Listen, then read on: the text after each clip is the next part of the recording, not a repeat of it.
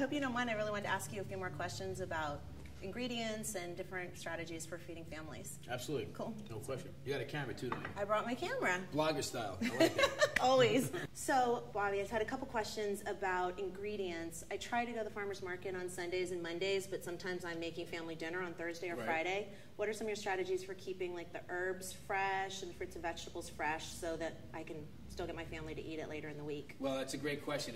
Actually, it all depends on which vegetable you're talking about. But as far as herbs are concerned, the best thing to do with herbs is actually you want to take a paper towel, wrap it around the stems, and you put the herbs with the stem and the paper towel in some water and let it drink some of the water, and they'll keep fresher for more days. Fantastic. And the other one is I feel like my limes are always going dry. Your limes are going dry. Yeah. Why is that? Do I just stick them in the fridge? I don't usually put citrus in the refrigerator, Yeah. but what I like to do is take citrus no matter what, whether it's dry or not, and I actually like to roll it on the table so to really break up the citrus. Okay. So this way when you cut it open, it's going to be really juicy. Oh, that sounds good. What's a recipe you would make with the 100 oranges on my orange tree in my backyard? The 100 oranges on your orange tree. That's a good one. Let's see. Well, I'd get a juicer right away.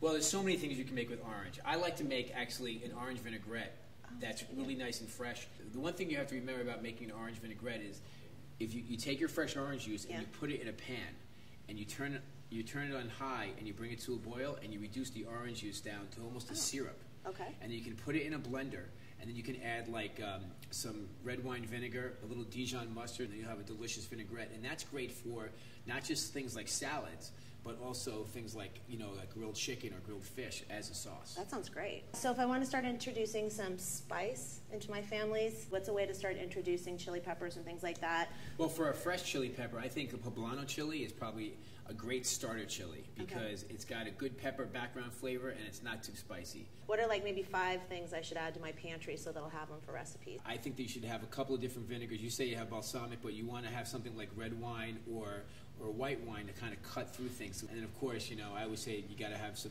Hellmann's mayonnaise for sure. Exactly.